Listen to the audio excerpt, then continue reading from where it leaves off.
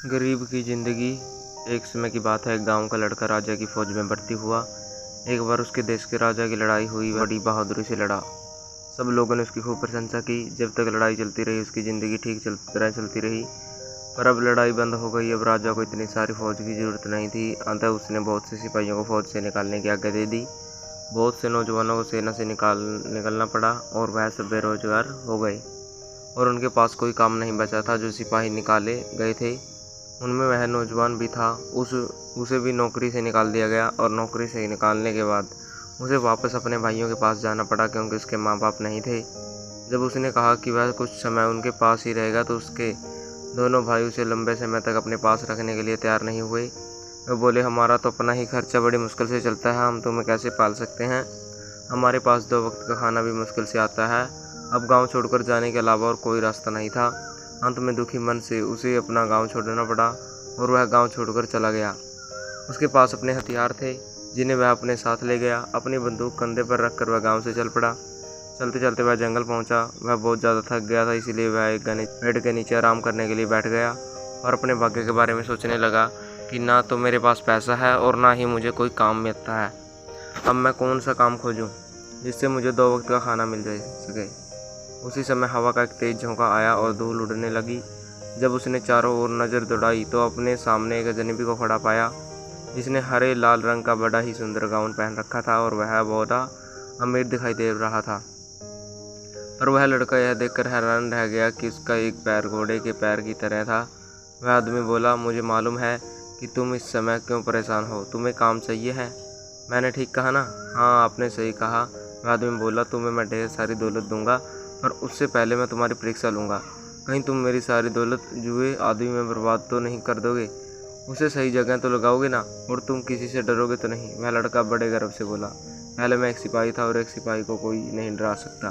तुम मेरी परीक्षा ले सकते हो, मैं ज़रूर उसमें सफल होऊंगा। अजनबी बोला, ठीक है, तुम्हें खुद पर पूरा भरोसा है तो अब तुम अपने पीछे मुड़कर देखो। लड़के ने अपने पीछे मुड़कर देखा तो पाया कि एक बड़ा भालू उससे कुछ दूरी पर खड़ा उसे घूर रहा है। जैसे ही वह लड़का पलटा वैसे ही वह भालू उस पर झपटा। लड़के ने झट से अपनी बंदूक तानी और उस पर गोली चला दी। भालू उसी समय वहीं ढेर हो गया और मर गया। यह सब देखकर वह आदमी बोला, अब मुझे यकीन हो गया कि तुम सचमुच एक बहादुर नौजवान हो, पर मेरी भी एक शर्त है जो तुम्हें पूरी करनी होगी। अगर मेरी आत्मा इतनी इसकी अनुमति देगी तो मैं तुम्हारी शर्त जरूर मानूंगा। बोलो, क्या बात है? राजा ने भी बोला, मेरी शर्त यह है कि आने वाले 8 वर्षों में तुम न नहाओगे और न दाढ़ी और सिर के बाल कटवाओगे, न ही नाखून कटवाओगे और न ही ईश्वर की पूजा करोगे। मैं तुम्हें एक बड़ा सा कोट दूंगा जिसे तुम 8 सालों तक पहन रखोगे और निकालोगे भी नहीं।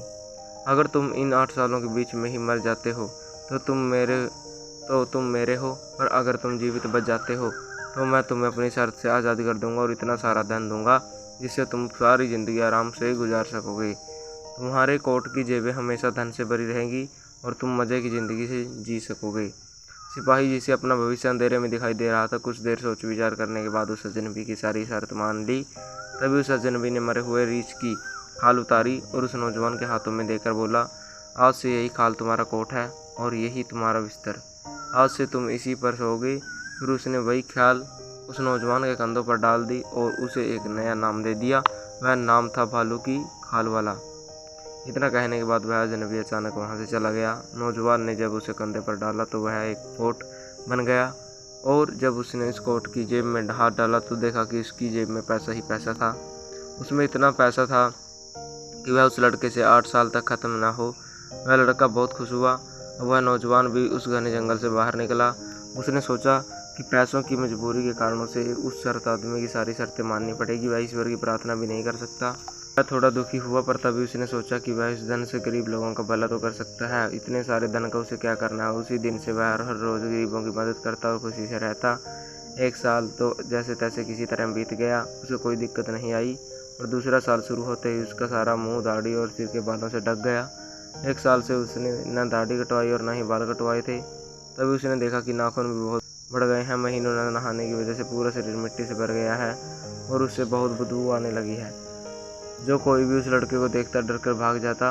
पर जब वह अपनी जेब से निकालकर लोगों की मदद करता तो कुछ लोग उससे पैसे लेने उसके पास आ जाते थे। वह उन सबसे प्रार्थना करता था कि वह ईश्वर से उसके लिए दुआ करे कि वह इन 8 सालों के बीच में मरे नहीं। पैसे लेने वाले लोग उसके लिए प्रार्थना करते और पैसे लेकर चले जाते। वह लड़का जहाँ कहीं भी रहने की जगह ढूंढता तो हर घर का मालिक उसका कोट देखकर डर जाता था और उसे अपने घर में जगह रहने देने से भी मना कर देते थे। अगर वह किसी होटल में जाता तो वहाँ के मैनेजर उसे दूर से भगा देते, पर जब वह उन्हें ढेर सारा पैसा दिखाता और कहता कि वह उससे पैसे थोड़े ज़्यादा ले लेना, तब वह कहीं जाकर वहाँ का मैनेजर उसे रहने के लिए कोई अकेला सा कमरा देते हैं। इसी तरह धीरे धीरे 3 साल बीत गए और चौथा साल शुरू हो गया। अब तो उसकी शक्ल बहुत ही भयानक हो गई, बालों के कोट की तरह ही उसकी सारी शक्ल हो गई। लोगों को उसे पहचानना भी मुश्किल हो गया था कि वह कौन है। एक बार घूमते घूमते एक होटल में कुछ दिन रहने के लिए वह पहुंचा। उसने मैनेजर को आवाज़ लगाई, अरे भाई कोई है यहाँ? और होटल के मैनेजर को केवल उसकी आवाज़ ही सुनाई दी, उसका चेहरा उसे दिखाई नहीं दिया। उसके पास खड़े रहना उस होटल के मालिक के लिए मुश्किल हो गया था, क्योंकि उस लड़के के शरीर से बहुत बदबू आ रही थी। उस होटल के मालिक ने अपनी होटल में तो क्या, अपने अस्तबल में भी उसे ठहरने की जगह देने से इनकार कर दिया और बोला, यहाँ से चले जाओ। मैनेजर को डर था कि कहीं इस आदमी की शक्ल देखकर उसके घोड़े अस्तबल छोड़कर ना भाग जाएं, इसलिए उसने उसे वहाँ से भगा दिया। जब सिपाही ने उस होटल के मालिक के सामने ढेर सारा पैसा रखा तो उसने नौकरों के लिए बनाए गए कमरे में उसे रहने की अनुमति दे दी, पर उसने उससे कहा कि वह जब तक वहाँ रहेगा तब तक अपने कमरे से कभी बाहर नहीं निकलेगा, नहीं तो उसके डर से कोई भी उस होटल में रहने नहीं आएगा और उसका धंधा चौपट हो जाएगा। सिपाही ने उसकी सारी शर्तें मान ली और वहाँ रहने लगा। और जब शाम के समय सिपाही अकेला अपने कमरे में बैठा सोच रहा था कि उसके 8 साल पूरे क्यों नहीं हो रहे हैं, तभी उसे अपने बराबर वाले कमरे से किसी आदमी के जोर जोर से रोने की आवाज़ आई। वह लड़का बड़ा ही दयालु इंसान था, इसीलिए आवाज़ सुनकर लड़का अपने कमरे से बाहर निकला। उसने देखा कि साथ वाले कमरे में एक बूढ़ा आदमी अपना सिर पीट पीट कर रो रहा है। वह लड़का उसके पास पहुंचा। वह बूढ़ा डर के मारे अपने कमरे से भागना चाहता था। तब सिपाही ने उसका हाथ पकड़कर उसे भागने से रोका और उससे उसके रोने का कारण पूछा।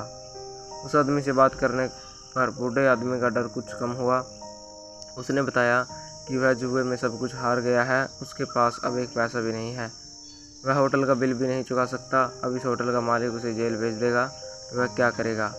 वह लड़का बोला, तुम पैसों की चिंता मत करो, मेरे पास बहुत पैसा है। इतना से कहकर उसने अपनी जेबों से ढेर सारा पैसा निकालकर उस बूढ़े के हाथों में रख दिया और बोला, अब तुम्हें रोने की जरूरत नहीं है, तुम इससे होटल का पैसा चुका सकते हो। और इतना कहकर उस लड़के ने उस बूढ़े को ढेर सारा धन अपने घर ले जाने के लिए दिया। बूढ़ा उस लड़के का बहुत ही शुक्रगुजार हो गया और बोला, तुम्हारे इस उपकार के बदले मैं अपनी किसी भी एक बेटी से तुम्हारा विवाह कर दूंगा। तुम मेरे साथ मेरे घर चलो और मेरी किसी भी बेटी से शादी कर लो। पहले तो वह लड़का उस बूढ़े की बात पर राजी नहीं हुआ और उसने मना कर दिया, क्योंकि उसे मालूम था कि कोई भी लड़की उससे शादी करने के लिए तैयार नहीं होगी। पर बूढ़े के बहुत आग्रह पर उसके घर जाने के लिए तैयार हो गया। जब वह उसके घर पहुंचा तो बूढ़े ने अपना फैसला अपनी बेटियों को सुनाया और उसने उनमें से एक से उस लड़के की शादी करने को कहा। जब दोनों बड़ी लड़कियों ने उस लड़के को देखा तो डर से चीखते हुए बाहर भाग गई और उसके अपने पिता की बात को मानने से साफ इनकार कर दिया और बोली, हम उससे शादी नहीं करेंगे। फिर उस बूढ़े ने अपनी छोटी बेटी को बुलाया। वह उस लड़के से शादी करने के लिए तैयार हो गई, क्योंकि इस आदमी ने उसके पिता को जेल जाने से बचाया था और उसे ढेर सारा धन भी दिया था। उसे लगा कि यह आदमी जरूर कोई भला इंसान होगा, नहीं तो कौन आजकल इतनी सहायता करता है। लड़के ने अपने हाथ की अंगूठी उतारकर उस लड़के को दे दी और फिर वह उस लड़की से बोला, मैं तुमसे अभी शादी नहीं कर सकता, क्योंकि मुझे अभी इसी हालत में रहकर 3 साल और गुजारने हैं। अगर मैं इन 3 सालों में मर गया तो तुम पूरी तरह से आज़ाद हो। अगर मैं जीवित रहा तो आकर तुमसे शादी करूंगा, पर मेरे लिए ईश्वर से प्रार्थना करो कि मैं जिंदा रहूं। यह सुनकर छोटी बेटी बोली, ठीक है, मैं तुम्हारा इंतजार करूंगी। वह लड़का उस बूढ़े आदमी के घर से चल पड़ा। उस भोली भाली लड़की ने उसी दिन से उसे अपना पति मान लिया और मन ही मन निर्णय किया कि वह तब तक काले कपड़े ही पहनेगी जब तक उसका होने वाला पति वापस आकर उससे शादी नहीं कर सकता। वह हमेशा ईश्वर से अपने होने वाले पति की लंबी आयु के लिए प्रार्थना करती। इधर वह नौजवान 3 सालों तक इधर से उधर भटकता रहा और गरीबों को धन बांटता रहा। 8वें साल के आखिरी दिन वह नौजवान फिर से उसी जंगल में आ पहुंचा और वहीं पर एक पेड़ के नीचे बैठकर लाल रंग के गाउन वाले अजनबी की प्रतीक्षा करने लगा। उसे बैठे अभी थोड़ी ही देर हुई थी कि एक आंधी आई और वह अजनबी उसके सामने आकर खड़ा हो गया। बोला, तू जीत गया, तू मेरी तरफ से आज़ाद है, अब तू जो चाहे वो कर सकता है। नौजवान बोला, मुझे पहले मेरी पुरानी शक्ल वापस करो। अजनबी ने खुद रीछ की खाल वाला उसका कोट उतारा, उसे नहलाया और उसकी दाढ़ी तथा सिर के बाल काटे, हाथ पैर के नाखूनों को काटा, फिर उसे नए कपड़े पहनने को दिए और बोला, तेरी जेबें हमेशा ही पैसों से भरी रहेगी, क्योंकि इन 7 सालों में तूने दिल खोलकर गरीबों की सहायता की है। इतना कहकर वह शैतान जैसे आया था वैसे ही अचानक गायब हो गया। अब उसने उस बूढ़े की छोटी बेटी से शादी की और वह खुशी खुशी रहने लगा। तो दोस्तों कैसी लगी आपको कहानी कमेंट करके जरूर बताएं। अगर आप हमारे चैनल पर नए हो तो चैनल को सब्सक्राइब करें, वीडियो को लाइक करें।